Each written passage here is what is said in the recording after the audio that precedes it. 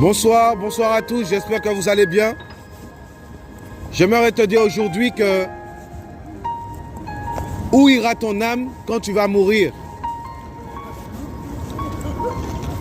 Où ira ton âme après la mort? Ça, c'est une question que beaucoup d'êtres humains devraient se poser. Parce que là, il n'y a pas longtemps, là, je marchais, et sur la route, là, ils sont en train de réanimer quelqu'un, là. Voilà, pas très loin d'ici. Si aujourd'hui tu meurs, où ira ton âme? Cette personne pensait certainement qu'elle sortait de chez elle, qu'elle serait rentrée chez elle tranquillement, mais malheureusement, il est en train de se faire réanimer par les pompiers juste à côté. Où ira ton âme si toi tu meurs aujourd'hui? Mon ami, laisse-moi te dire que tu es un créateur qui t'a créé. Et tous les êtres humains de la terre seront jugés, mon ami. Car s'il y a une justice sur la terre, à combien plus forte raison celui qui t'a créé et qui pourtant est si humble de ne pas se montrer tous les jours, de ne pas se montrer à toi, va lui-même juger l'humanité. Car tu ne vis pas par toi-même. Tu as été créé de toutes pièces, même si tu crois que tu descends du singe. Laisse-moi te dire que tu te trompes, mon ami. Tu es un créateur qui t'a formé, qui a formé ton cœur, qui a formé ton cerveau, car tu n'étais qu'un spermatozoïde au départ. Et aujourd'hui, tu vis, tu mesures 1m70, 1m80, c'est bien. Tu as bac plus 5, bac plus 10, c'est bien. Mais devant la mort, mon ami, as-tu la solution? J'aimerais te présenter cette solution. Ton créateur qui a tout bien fait et qui t'a créé parfaitement est venu dans ce monde il y a 2000 ans de cela afin de marcher, mon ami, sur cette terre et de montrer aux hommes l'amour du créateur. L'amour du créateur pour l'humanité, pour la femme, pour l'homme que tu es aujourd'hui. Et mon ami, il est allé jusqu'à la croix. Pourquoi Jésus? Jésus-Christ, pourquoi il est allé jusqu'à la croix? Pourquoi ce créateur s'est manifesté en chair dans cet homme qu'on a appelé Jésus-Christ, qui n'avait pas de père physique, mais qui pourtant est né d'une femme et qui est venu dans ce monde afin de mourir à cause de tes péchés et de mes péchés. C'est quoi le péché? Mon ami, le péché, c'est tout ce qui est contraire à la volonté du créateur pour toi et moi, pour l'humain. Vous voulez des exemples? Le mensonge, c'est un péché, mon ami. Tu fumes de la cigarette, de la drogue, tu vends de la drogue, c'est un péché. L'ivrognerie, c'est un péché. Pourquoi? Parce que tu te tues en faisant ça, alors que tu n'as pas créé la vie. Tu as reçu la vie par grâce. Donc quand tu pratiques ce genre de choses, tu es en train de pécher contre celui qui t'a créé, mon ami. Et il faut que tu le saches, afin que tu ne sois pas ignorant. Pourquoi? Parce qu'après la mort, il y a deux lieux où doivent résider ton âme. Soit l'enfer pour l'éternité, soit le paradis pour l'éternité. Il y a un chanteur français qui a si bien dit, nous irons tous au paradis. Mon ami, nous n'irons pas tous au paradis, que ce soit clair. Parce qu'il y a une justice sur terre et il y a une justice aussi là-haut. Je passais sur la rue là pour venir ici et je vois cet homme qu'on est en train de réanimer, que les pompiers sont en train de réanimer là, juste là-bas. Cet homme ne savait pas que ça allait lui arriver aujourd'hui. J'espère pour lui qu'il vivra, parce qu'il a oublié de faire une chose certainement avant de mourir, c'est d'accepter son créateur dans sa vie, comme beaucoup de personnes ici. Vous avez certainement oublié qu'il y a un créateur qui vous voit et qui vous écoute et qui regarde, mon ami, tous les faits et gestes que vous êtes en train de faire. Car la vie que vous avez aujourd'hui ne vous appartient pas. Cette vie vous est prêtée. Voilà pourquoi, mon ami, tu ne connais pas le jour de ta mort. Si tu étais aussi, mes amis, intelligent que ça, si tu étais au-dessus du Créateur, tu aurais su quand est-ce que tu dois mourir. pour au moins mettre ta vie en règle avec celui qui t'a créé. Mais comme tu ne sais pas, mon ami, voilà pourquoi aujourd'hui c'est le temps pour toi d'accepter celui qui t'aime. Il s'appelle Jésus-Christ, mon ami. Et il revient. Et il demande aux hommes en tout lieu de se repentir du mal, du péché, pour être sauvés. Parce que le salaire du péché, c'est l'enfer pour l'éternité, cher être humain. Où ira ton âme si aujourd'hui tu meurs? Où iras-tu? Jésus-Christ revient. Il est le chemin, la vérité et la vie. Quiconque croit en lui vivra même s'il meurt, mon ami. Voilà ce qu'il te manque. Tu as eu un bon poste de direction, tu as été responsable d'une grande entreprise, c'est bien. Mais après la mort, où iras-tu? Il te manque la rencontre avec ton Créateur. Il te manque la relation avec celui qui te maintient en vie aujourd'hui. Où ira ton âme? Voyez? Si tu meurs aujourd'hui, aucune religion ne peut te sauver. Aucune religion ne pourra t'épargner du jugement du Créateur sur ta vie. Ce qu'il te faut, c'est le rencontrer. Oh oui, et laisse-moi te dire qu'aucune religion, mon ami, n'emmènera un homme au ciel. La preuve est que malgré ta religion, tu fumes. Tu es musulman, tu fumes. Tu es chrétien, tu fumes, mon ami. Tu es bouddhiste, tu fumes. Mais on se moque de qui? Ne crois-tu pas que ta fumée te ramène en enfer? Voilà pourquoi il faut arrêter l'hypocrisie et devenir sincère. Et de venir devant son Créateur et lui dire, écoute, cher Créateur, toi qui m'as créé, qui es-tu? J'ai un problème que je n'arrive pas à régler. Le péché. La Bible dit que le salaire du péché, c'est la mort. Et la mort, c'est le fait d'être éloigné du Créateur pour l'éternité. L'enfer, mon ami, c'est terrible. Le jugement de ton Créateur. Voilà pourquoi il t'appelle, il t'aime, jeune fille, à le chercher avec un cœur sincère, car il veut te délivrer du mal. La Bible dit qu'aucun, mes amis, aucun pécheur n'héritera du royaume des cieux. Oh oui, tous les êtres humains pêchent d'une manière ou d'une autre, mais celui qui pratique volontairement son péché sera jugé. Mon ami, c'est terrible. Jésus-Christ veut te sauver. Jésus-Christ veut te délivrer de cette génération perverse et corrompue. De cette génération où le péché est arrivé à son paroxysme.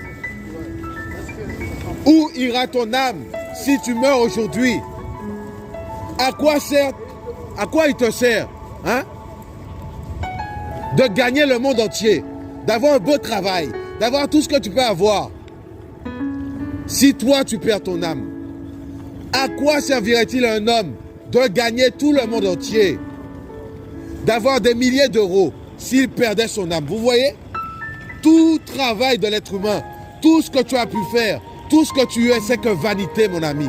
Car devant la mort, mon ami, tu vas devenir poussière de ton cercueil. Voilà pourquoi il est temps pour toi de faire la paix avec ton Créateur. Voilà pourquoi il s'est manifesté en chair sous le nom de Yeshua, Jésus-Christ. Et ce nom veut dire ton Créateur sauve. Ton Créateur est venu pour te délivrer. Voilà la puissance, monsieur, du Créateur de l'humanité, du ciel et de la terre.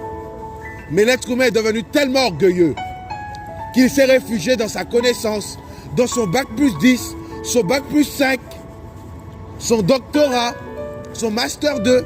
Et il a oublié que devant la mort, toutes ces choses ne sont que vanité. Voilà pourquoi c'est aujourd'hui ton Créateur te tend la main, mon ami. Ne remets pas à demain ce que tu peux faire aujourd'hui, mon ami. Cherche ton Créateur avec tout ton cœur et humilie-toi devant sa face. Parle-lui parce qu'il t'entend. C'est lui qui t'a donné la voix. Voilà pourquoi je n'ai pas honte de parler. Parce que beaucoup pensent que la voix, les oreilles, les yeux qu'ils ont, le cœur qu'ils ont, les poumons, la rate, viennent d'eux-mêmes. Mon ami, d'où ça vient de toi? D'où ça vient de toi? Jésus-Christ revient. C'est le temps de se repentir du mal. du péché, du vol, de la pornographie, de la masturbation, de l'homosexualité, mes amis, de la pornographie. Regardez ce fléau, la pornographie.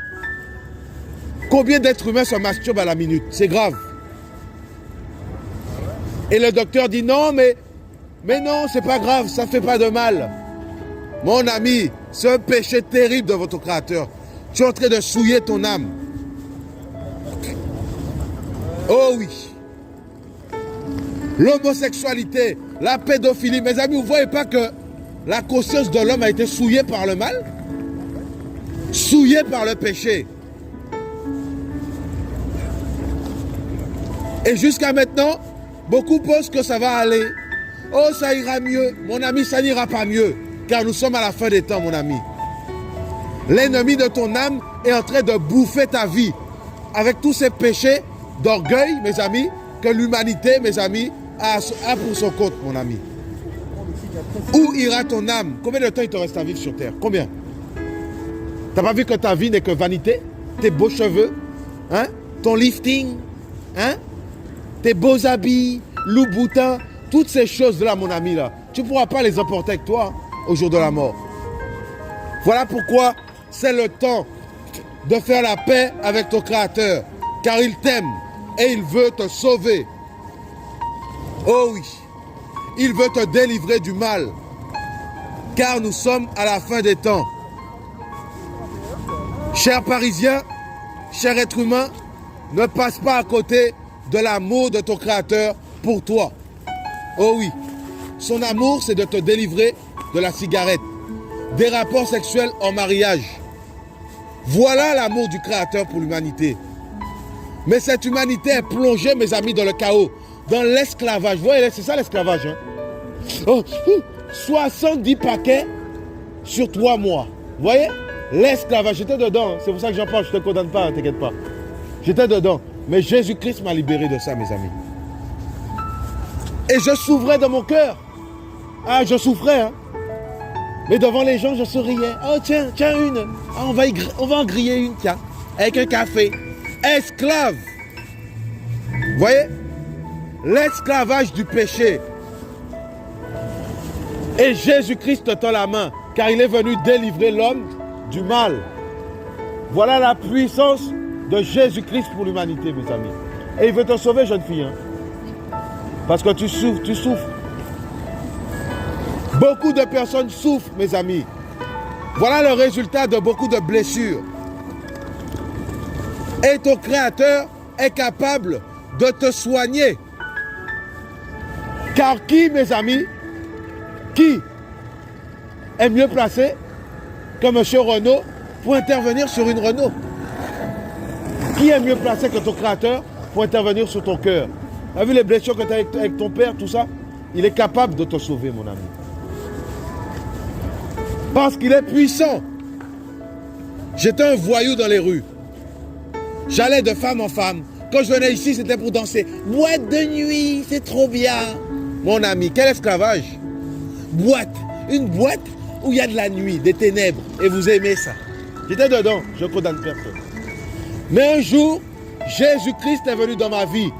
Et il m'a sorti des gros mots. Il m'a sorti des boîtes de nuit. Et il m'a donné une femme. La fidélité, mon ami. Il m'a donné une femme. Des enfants que j'aime. Oh oui. Et surtout, il a restauré mon âme. Comme ça, je ne pouvais plus fumer. Cette fumée qui tue les hommes, mes amis. Oh oui. Il a restauré mon âme. Je ne pouvais plus, mes amis, m'empiffrer de boissons alcoolisées. Voilà l'amour de ton Créateur pour toi, jeune homme, jeune femme. Oh oui. Jésus revient. Vous voyez comment, mes amis, les hommes sont possédés? L'être humain est possédé, mes amis. Et c'est grave. Et Jésus t'appelle à la repentance pour te sauver. Voilà la vérité, mes amis. C'est qu'il peut te sortir, tous ces démons-là qui t'embêtent là, il peut te sortir de là.